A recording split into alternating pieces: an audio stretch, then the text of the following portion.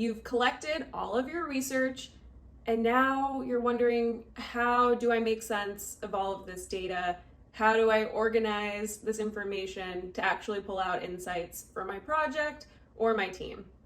Today, we're going to talk about affinity mapping. Affinity mapping is a great way to make sense and organize all the research insights from your studies. Whether information collected from user interviews, usability studies, or any research method you decide to use for your study. Affinity mapping has 3 basic steps, and you can tweak them to fit your needs for your project. Step 1, write down all of your data points onto separate sticky notes and post those sticky notes onto a wall.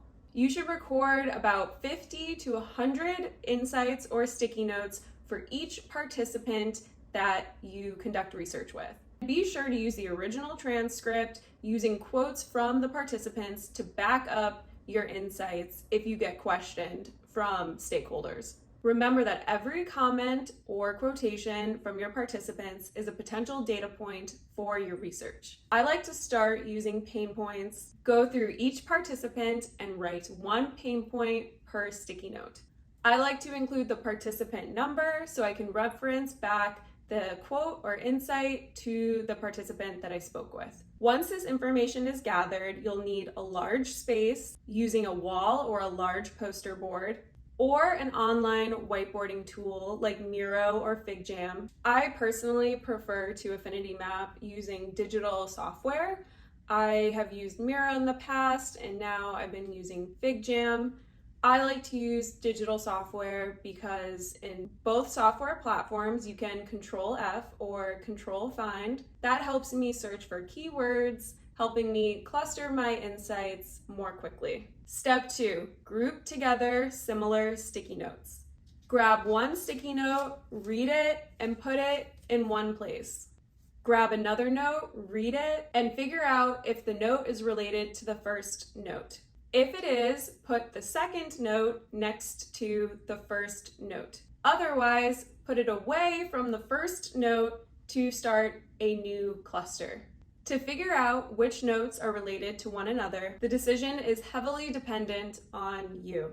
There is no right or wrong answer in this case. The goal of this activity is to draw connections, but remember to focus on connections that are valuable to your research objective.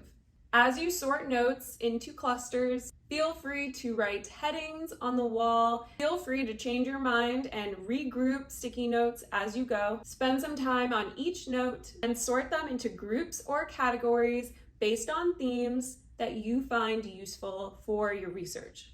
Be creative in sorting your ideas and identify the key ideas that emerge. Let's say we are researching how people plan travel. When you look through your notes, you might find that quite a few of your research participants said the same thing. For example, maybe they said, when the travel gets complex, I use a travel agent, even though it costs money. If I have multiple stops or are dealing with multiple airlines, I find it easier to use a travel agent. I will only use a travel agent when booking many different trips within the same holiday. I use a travel agent when traveling with my family because it's too complicated for me to plan it on my own. If you see this information come up repeatedly in your notes, you can create a cluster called travel agent, as these statements are all related to hiring a travel agent for your travel planning. Step 3, extract insights and plan next steps. The goal of the final step is to use your sorted sticky note wall to answer questions and drive your thinking.